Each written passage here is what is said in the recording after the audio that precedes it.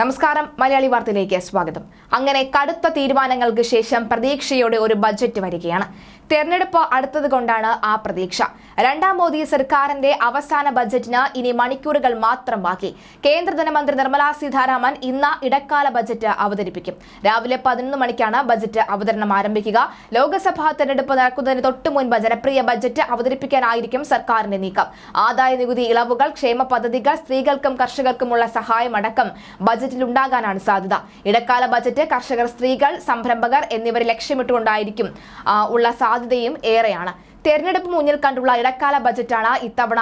അതിനാൽ തന്നെ 2024-25 സാമ്പത്തിക ബജറ്റിൽ വലിയ പ്രഖ്യാപനങ്ങളൊന്നും ഉണ്ടാകില്ല എന്നും പൊതു തെരഞ്ഞെടുപ്പിന് ശേഷം പുതിയ സർക്കാർ അധികാരമേൽക്കുന്നതുവരെയുള്ള നടപടിക്രമം മാത്രമായിരിക്കും ബജറ്റ് എന്നും ധനമന്ത്രി നേരത്തെ സൂചിപ്പിച്ചിരുന്നു.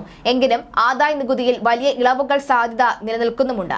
പ്രധാനമന്ത്രി കിസാൻ സമ്മാൻ നിധിയിലുള്ള വനിതാ കർഷകർക്ക് 6000-ൽ നിന്ന് 12,000 രൂപയാക്കി സഹായം വർദ്ധിപ്പിച്ചേക്കും. രാജ്യത്ത് ആകെ സ്ത്രീ കർഷകരിൽ തന്നെ 13% പേർക്ക് മാത്രമാണ് ഭൂമിയിലുള്ളതിനാൽ വലിയ ബാധ്യതയ്ക്ക് വഴിവെക്കില്ല എന്നും പ്രഖ്യാപനത്തിലുള്ള സാധ്യത വർദ്ധിപ്പിക്കുന്നുണ്ട്.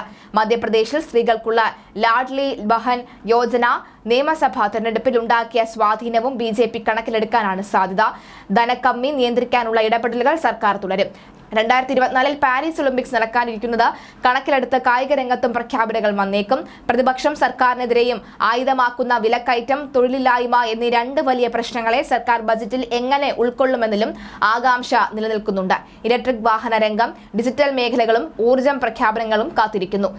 കടമെടുപ്പ് പരിധി വെട്ടിക്കുറച്ച് സാമ്പത്തിക പ്രതിസന്ധിയിലായിരിക്കുന്നതിന് പിന്നാലെയുള്ള ആദ്യ കേന്ദ്ര ബജറ്റിനെ സംസ്ഥാനം കാത്തിരിക്കുന്നത് ആകാംക്ഷയോടെ. കഴിഞ്ഞ വർഷങ്ങളിൽ കേരളത്തിന് മാത്രമെന്ന നിലയിൽ കാര്യമായ പ്രഖ്യാപനങ്ങളൊന്നും തന്നെ കേന്ദ്ര ബജറ്റിൽ ഉണ്ടായിരുന്നില്ല എന്നും മാത്രമല്ല സംസ്ഥാനം നൽകിയ ആവശ്യങ്ങളോട് അനുകൂലമല്ലാത്ത പ്രതികരണമാണ് ലഭിച്ചത്.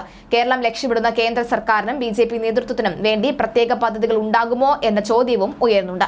അതേസമയം സംസ്ഥാന സർക്കാർ ഔദ്യോഗികമായ ആവശ്യങ്ങളൊന്നും മുന്നോട്ട് വച്ചിട്ടുമില്ല എന്നാണ് പുറത്തുവരുന്ന റിപ്പോർട്ട്. എന്നാൽ സിൽവർ ലൈൻ പദ്ധതിക്ക് കേന്ദ്രത്തിന്റെ പച്ചക്കൊടി വിഴിഞ്ഞം തുറമുഖവുമായി ബന്ധപ്പെട്ട വയബിലിറ്റി ഗ്യാപ്പ് ഫണ്ടിനായി 837 കോടി രൂപ, വിഴിഞ്ഞം കേന്ദ്രത്തിന് ലോജിസ്റ്റിക്സ് ഹബ്ബ്, കേരളത്തിലെ മറ്റ് തുറമുഖങ്ങളുടെ വികസനത്തിനും കൂടുതൽ സഹായം, കൊച്ചി മെട്രോയുടെ തുടർ വികസനം, തിരുവനന്തപുരം കോഴിക്കോട് മെട്രോ പദ്ധതികൾക്ക് സഹായം, കടമെടുപ്പ് പരിധി വെട്ടിക്കുറച്ചതോടെ നിലച്ച പുതിയ ദേശീയപാത പദ്ധതികൾക്കായി പ്രത്യേക നിർദ്ദേശം തുടങ്ങിയ പ്രതീക്ഷകൾ കേരളത്തിനുണ്ട്. Thiruvananthapuram outer ring road, Kollam Chenkotta highway, Mysuru Malappuram highway തുടങ്ങിയ പദ്ധതികളെല്ലാം യാഥാർത്ഥ്യമാകണമെങ്കിൽ കേന്ദ്രം ഇളവ് നൽകണം.